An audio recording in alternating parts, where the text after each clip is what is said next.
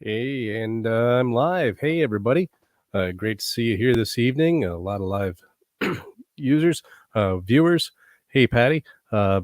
See a lot of familiar names. There's my friend John, William, Jason. Jason just got your PM, and I'm 100% in agreement with what you just sent me. With the first part, I haven't read the rest. So, hey, everybody. Yes, Linda, thank you. Good holiday weekend to you, too. Tonight here on Ghosts of Bacon, what I really wanted to discuss was this idea of something called saturation. And when you're doing cipher work, particularly with Baconian ciphers, this is a very important concept. And, skeptics love to bring up the idea of saturation. What saturation is, I'm going to go into that in more detail here in a minute. But basically, as all of you know from watching the show over the last year, Baconian ciphers are based upon numbers and assigning each letter of the alphabet a number. And because of this, we can calculate the value of a name, such as bacon.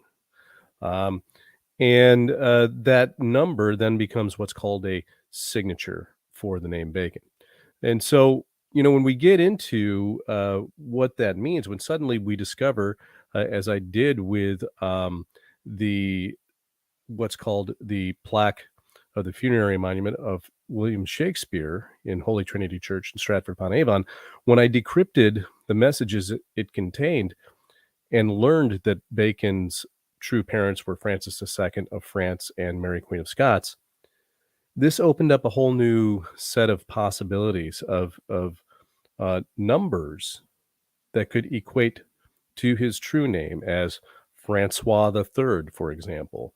And so what I did in my book, I published what was called Appendix C with some new cipher values for Francis Bacon, and it opened up a whole range of possibilities. Now, one of the criticisms that people who talk about this idea is, well, listen, if you come up with enough names and you have enough people, what you can then do is come up with enough values or enough numbers where any number suddenly has a significance.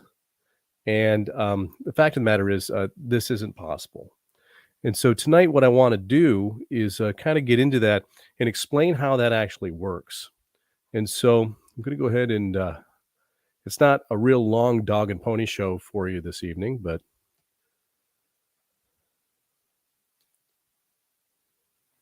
it's a quick little presentation I have for you. We're going to talk about this question of number saturation, and to explain this properly, I'm going to explain how the Baconian ciphers actually communicate using these numbers. So, how do the ciphers work? Well, as I said earlier, each letter of the alphabet, of the Elizabethan alphabet, 24 letters. Remember, they don't use J or U; they use I and V in place of those. Each letter of the alphabet has a value, and depending upon which cipher it is, simple, reverse, or case cipher, as you see listed here in this table. What you do is you take, here's the first example of the name Shakespeare, and using simple cipher, when you add up these letters, you have a value of 103. So 103 is the simple cipher signature of the name Shakespeare. And here you have it in reverse, 172. The case cipher value is 259. And so these sums or values come to equate names or words. And as you'll see, these are the accepted ones that you find frequently on Baconian sites and on the internet. These numbers are unique in nature, and that's what gives them meaning, right? When we see the number 33, for example, we know that that represents the name Bacon. And because there's a small quantity of these numbers, they have the specific meaning they have. And so, as I said, in Baconian cipher systems, we refer to these as signatures. So here we have the commonly accepted examples. As I just said, you find them frequently all over the internet. And they're always words that are associated with Bacon, Shakespeare, or the Fraternity of the Rosy Cross. So, exactly what is saturation? Well, it's basically what I said earlier. Because signatures have a unique nature, it's a small number, a small pool of possibilities, and so therefore they carry a meaning. As I said earlier, 33 represents the name Bacon. But what happens when you create multiple examples? Well, suddenly you have a whole lot more possibilities of numbers meaning something. Okay, so the criticism, of course, is that any number that you come up with will be a match, right? You can just say that if you have enough of these names and enough words that are meaningful to Bacon and the Fraternity of the Rosy Cross, well, any number can be significant and mean something. It can also create, and you're going to see on the next slide, a series of sequential numbers, which suddenly uh, you have a whole range within a defined set that suddenly carries significance, and that's not very logical. So, as I said earlier, when I discovered Bacon's true heritage, that his mother was Mary, Queen of Scots, and his father was Francis II of France, um, a couple of the values actually, when I thought about what his name would be in his title, were exactly the same as some of the known signatures. For example, F the Third, if we think of Francis Bacon as Francis III of France or Francois III, FIII in simple cipher is 33, which is Bacon in simple cipher. In reverse cipher, it's actually 67, which is Francis in simple cipher. The K cipher value of F the third is 137, the 33rd prime number in a known Bacon signature. So once again, these numbers that have always represented him suddenly also represent his true title of F the third. So what I did was in Appendix C, as I said earlier, in the Holy Trinity decryption, um, I presented a series of new examples of possible Bacon signatures, and I ended up adding 7 new examples in total, which more than doubled the existing pool. And so that means that if we're looking at 3 different cipher systems of simple, reverse, and K, that's 21 new numbers suddenly entered play. I also added the names of James and Mary because James, as was revealed in the ciphertext, is Francis Bacon's younger half brother, and of course, Mary is his mother. So I then realized that there could be what I call secondary and tertiary signatures. What this means is that by just and by the way, as I go over this, make sure you stay until the end of the presentation because I'm going to be showing you an example of exactly what not to do in Baconian cipher research. And what this suddenly allows one to do is add the values of each of these titles or names, for example, to create even more signatures. So we could actually add the value of Rex and Francis and Stuart the third, and suddenly come up with a brand new number that no one's ever seen before. So the only time that you would ever do this, and I'm going to show you an example here on the last slide, is if the context actually warrants looking into these values in this way. In other words, if you already have a primary signature such as 67 or 33 or 85 for fraud or for example, then it would, warrant looking at other possibilities if you have a value that doesn't match up and you don't understand. If you think about the context of the message and it's about your brother being king and you add 65 and 39 and the value appears, suddenly it starts to make sense. So what you could do is add the title or the name to any of these values here, and suddenly, there's a new number. But that's only if the context actually warrants it. So, for example, the value of Frater James is 110 in simple cipher. Now, this is not a known cipher signature, but if it was in relation to a message that I had just decrypted about Francis being James' first brother, suddenly if the number 110 appears, this is a possibility of its meaning. So here's what I meant by sequential numbers. If we include, say, Walter Raleigh, who is a very significant member of the fraternity of the Rosy Cross, the value of Sir Walter is 107. 108 is Francis in reverse cipher. 109 we could claim is I, Francis Bacon. 110, of course, Frater James, and 111 is Bacon in K cipher. So here we have 107 through 11, 5 numbers in sequence that, just randomly or even by coincidence, one of these numbers could appear very easily. And so this is exactly what you want to avoid when it comes to saturation of numbers. Another example, Francis, if we take Francis in reverse cipher and add it to the third, which is 48 here in this chart, suddenly we have a number of 156. If we add Rex, 31, we have 187. These are numbers that I've never seen before. I'm just using them as a possible example of what someone could do if they were so inclined to saturate the system with possible hits.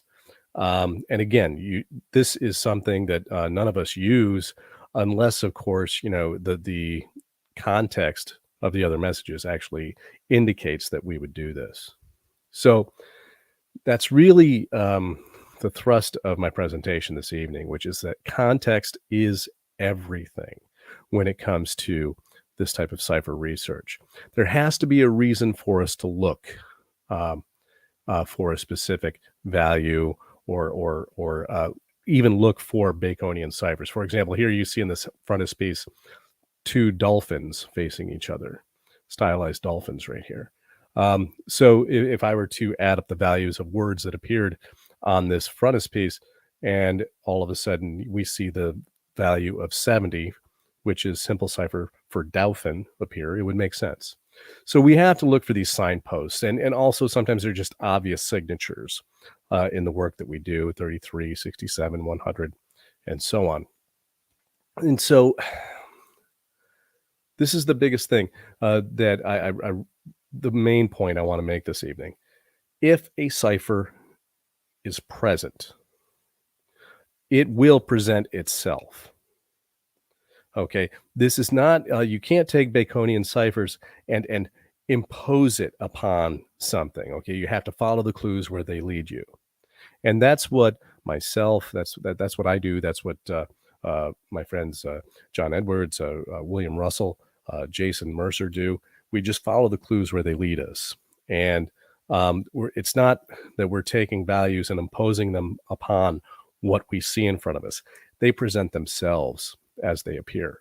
And so if you have a portrait or if you have a map of, say, suppose you have a map that was made in the 1400s and you see a series of words and suddenly you decide you want to calculate values of these words using Baconian ciphers, even though the map predates Sir Francis Bacon. Well, yeah, you can do that. But what you're trying to do is impose the system on something that doesn't have it in it. And in this case, coincidences can happen. And suddenly you say, well, this word equals 67. That's Francis's name. But if the context doesn't warrant it, there's no reason to look in the first place. And so when people talk about this idea of saturation, where you come up with a series of numbers, where if you come up with enough numbers, you're going to have meaning, they know enough about Baconian ciphers to recognize that that's a danger. But they don't know enough about Baconian cipher systems to recognize that it actually protects itself against this very thing. I'm going to get into that in the next slide. Here's an example of context. Here we have a portrait of Sir Francis Drake. In chapter 8 of the Holy Trinity Decryption, there's a message about Sir Francis Drake where Francis Bacon states, "I be first mate with the King of the Seven Seas, F. Drake." And so when I found this message, I was very, very excited because it proved right there that Francis Bacon was a navigator and a sailor in his own right. Now, the ciphers in that book have a checking system. And I've talked about this in previous shows and previous podcasts. Um, and then the checking system, after you decrypt all of the acrostic anagrams, when you use all the letters to form the words of the message, there are always letters that are left over. And with this specific message, the letters that were left over, um, when you add up the values of these letters in each of the cipher systems, simple cipher produced a value of 92, reverse cipher produced 108, and K cipher produced 196. Now, the first two were very obvious to me because 92 is Bacon in reverse cipher and 108 is Francis in reverse cipher. So reverse cipher seemed to be employed here in terms of letting me know that I had decrypted the message correctly. 196 was a completely unknown value to me at the time. However, the context was Sir Francis Drake. And so when I calculated the values of the name Francis and Drake, 196 is Francis Drake in reverse cipher. So I didn't create the number of 196. It presented itself, right? And so within the context of the message, where it's a message about Sir Francis Drake, suddenly it makes sense to calculate the values of the letters in his name. And that's how it worked in Chapter 8 of the Holy Trinity Decryption. And so this is what I mean by context. This is what I mean by you can't impose the cipher system upon anything else. If you have a portrait or if you have a map, and if it's not of the period of Sir Francis Bacon, there's no reason to even look for Baconian ciphers or values. So that's really kind of the big thing that I wanted to get across to people this evening. And I want to get to some of your questions and comments. Let's see. Hey, Jenny. All right. As usual, great questions. Hey, Amy. Glad you could join us. Jenny's asking, does Bacon use certain names with certain ciphers? Or does he use the different names in certain circumstances, i.e. the topic of the message or time it was written? Trying to understand what you mean by that, Jenny. He, depending upon, for example, with the plaque, his checking system, the letters that were left over invariably had values that referred specifically to the context of the message that I had just decrypted. When it comes to using certain names with certain ciphers, no, he uses all the ciphers with all the different names and as they interrelate. I'm also going to throw the phone number up for anyone who wants to call in live. Looking at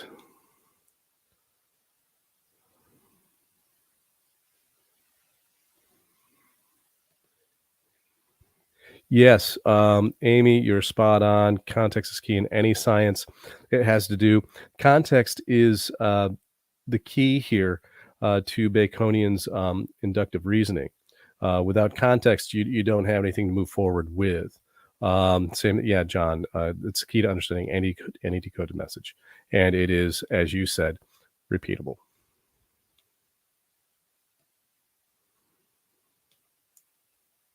So, thank you, Jason.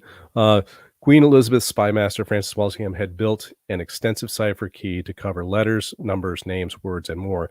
This is now public record and was known to be used to entrap Mary Queen of Scots, already confined to quarters. Correct. This list was so big it would seem like saturation, which in itself would confuse others searching.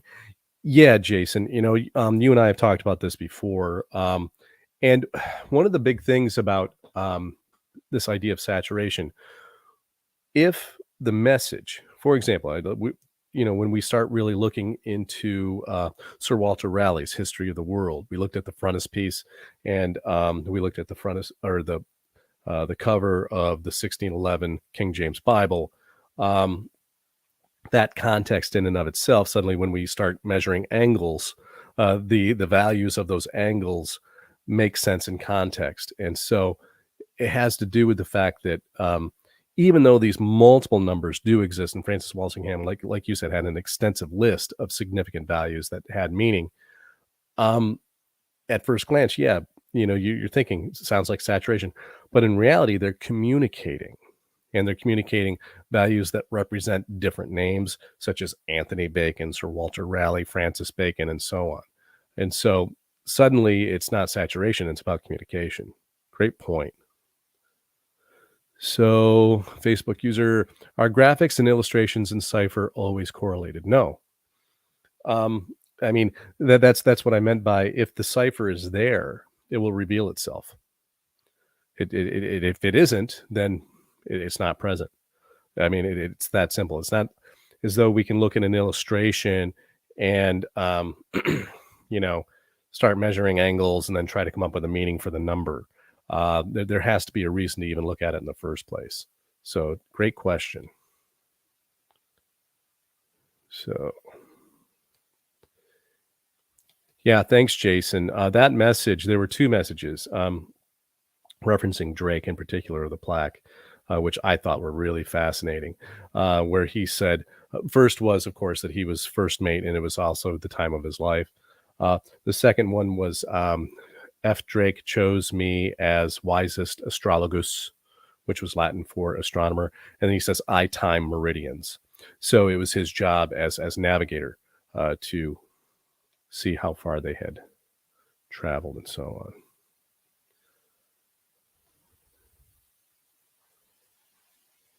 Yeah. Hey, AO. That's just it. I don't know how to say this, but except for the way you've already said it, which is he was the most brilliant mind in the last 600 years, in my opinion. What he was able to do um, was just astounding. And that's why a lot of people don't believe that it's there, even though it's there, and I've proven it's there. It's so complex. They think who could possibly have? No one could have done that. What they really mean is they say, oh, no one could possibly have done all of this. What they really mean is they couldn't have done it. I know I couldn't have done it, but Sir Francis Bacon did, and that's how it proves that he was probably the greatest mind of the last half of a millennium.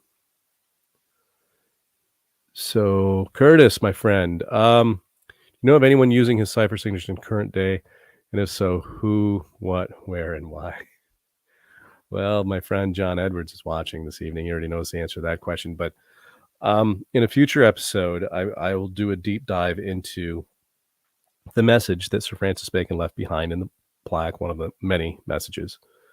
That states that he created speculative Freemasonry. He said the message states that my Fama fraternity evolved into Freemasonry. And so what that means is that a lot of the significant values, the way the ciphers work, have also been encoded within Freemasonry itself. Now, whether or not they actually actively use his cipher systems, I think they do, is kind of up in the air because obviously, if they've have taken oaths to protect their secrets, no one's talking about it, right? So I can say definitively that I have been able to decrypt messages in Masonic texts, and I've seen that they are in use. So that would be one place for sure.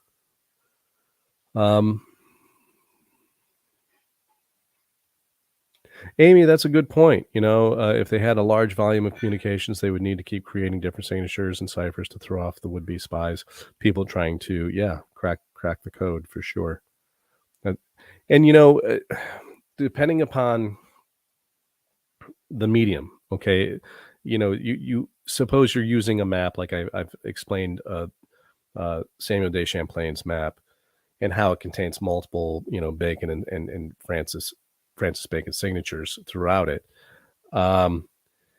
the idea that suddenly you have a limited number of possibilities of how to communicate the idea and the man, suddenly it makes more sense that you would also use the name Francois, right? And as a nod to his French heritage of his father. So all of these things, I think, are in play for sure. All right. Any other comments, questions? Oh, thanks, William. Yeah, we didn't really talk about this. You're talking about the 6 by 6 magic square, um, constant of 111, and so here you have six. It's 6 by 6, but also the constant is 111. If you multiply that, that's 666, which is also the triple tau in reverse cipher. Very interesting point, William. And at some point, maybe I'll have to do a whole episode on just the Agrippa magic squares and talk about how fraternity Rosy Cross used them.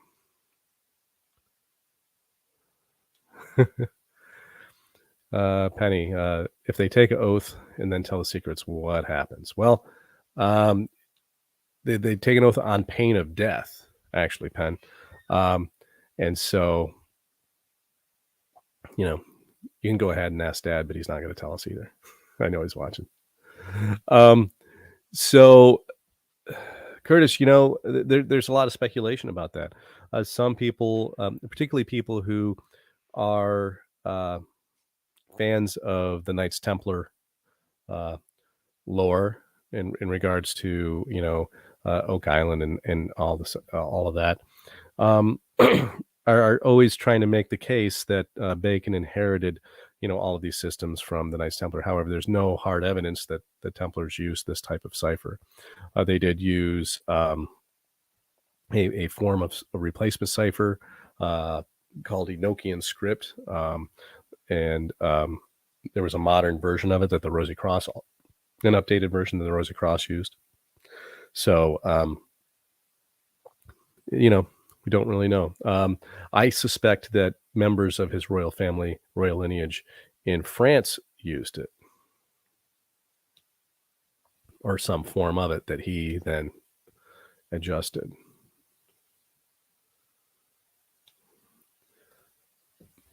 Have delved into whether Bacon's contemporaries used the same cipher or was the communication in one? No, they all used it. I have examples of Sir Walter Raleigh using it. I have examples of Anthony Bacon using it. They used it to communicate back and forth with one another for sure. The Rosy Cross were the fraternity of the Rosy Cross were the intelligencers.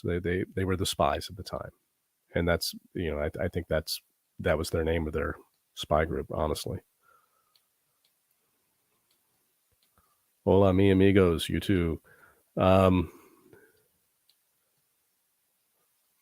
Oh, all right, John. Thanks for announcing this. Listen, gang, Court's on his way. He's going to be coming, popping in, I think, with the podcast.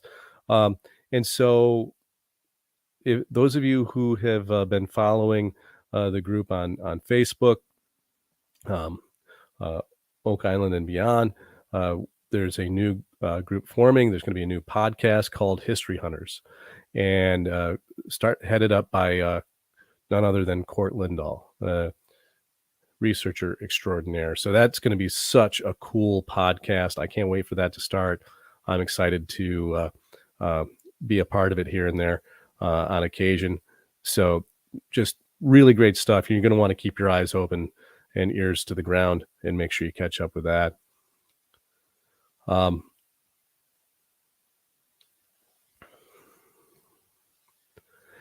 And Amy, with another great point, these secret societies are fundamental to the founding of North American College. Yes.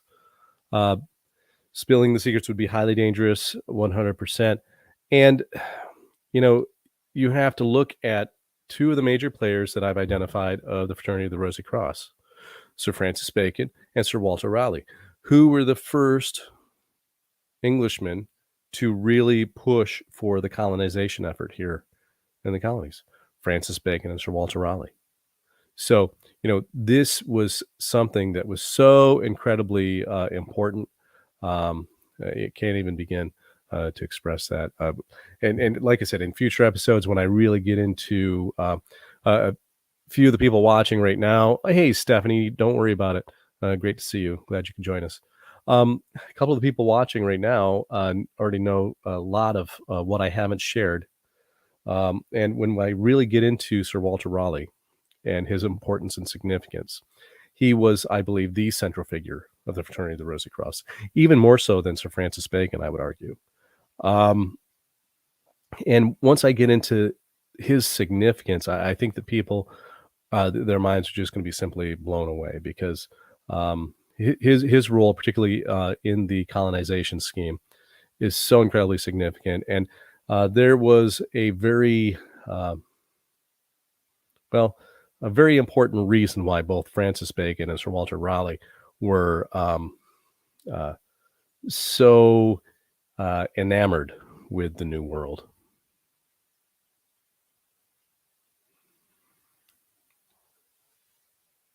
Oh, hey, thanks, Awoken One. You always have such kind words. You're right. I don't have a huge number of subscribers on my YouTube for sure, and it is one of the smaller groups in Facebook. Thanks a lot, man. I appreciate your kind words.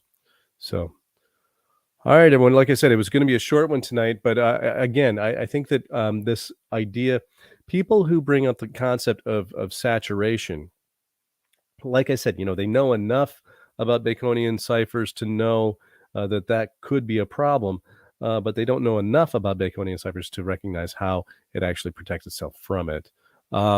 Let's see, John with, as usual, a great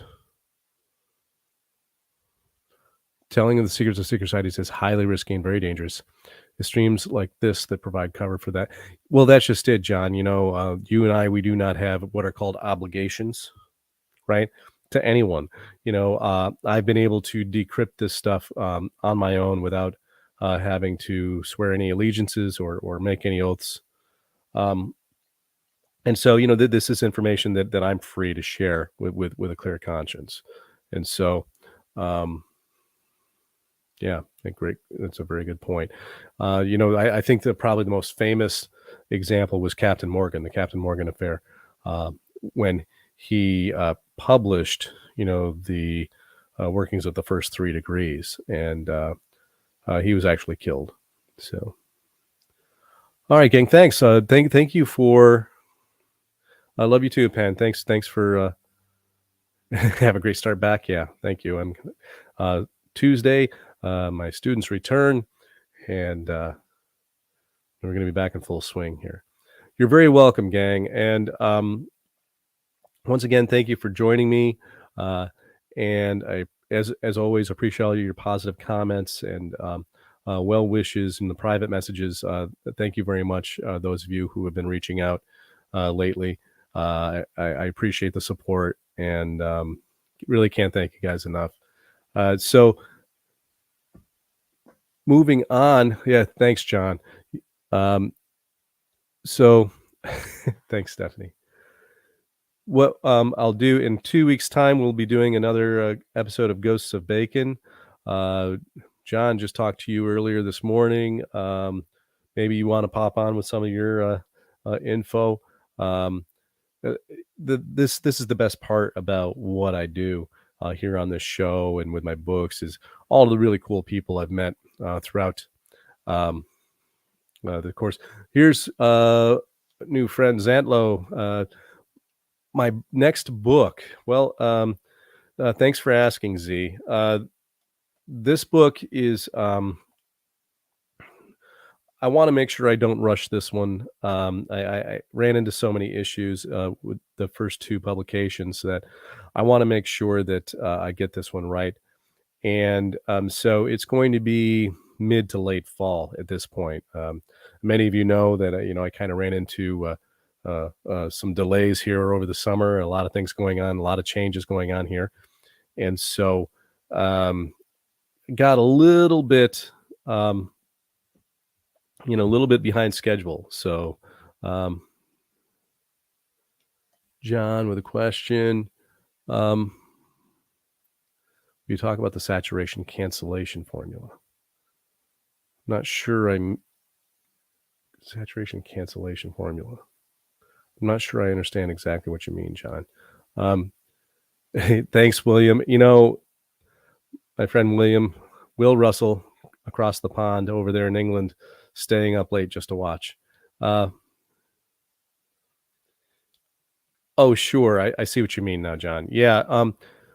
What it is, the way to understand if a message is legitimate um, is that, particularly with the transposition cipher of the plaque, for example, uh, what a lot of these systems do whenever there's a message, there's a way to check it, right?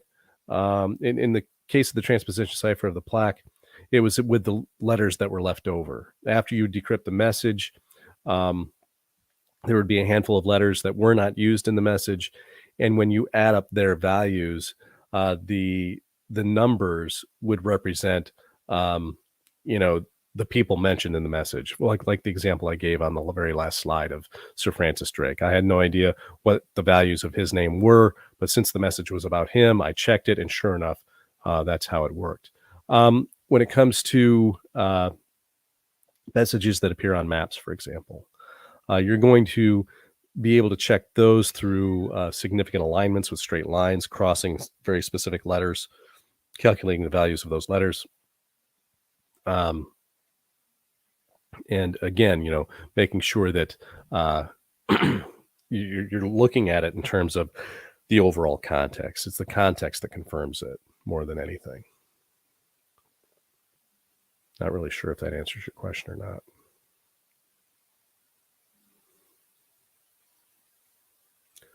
All right, everyone. Quick show this evening. And so I want to thank you for watching live, and if you're watching on Facebook or YouTube later, thanks for joining me and hitting the views. And if you enjoy the show, make sure you hit the like button over on YouTube. And I appreciate all the support. And well, until next time, be cool to people, and I'll see you then. I'll be posting a follow up on the Ghosts of Bacon Facebook group about this topic. So, everyone, have a great night, and thanks for joining me again. Appreciate you. Take care.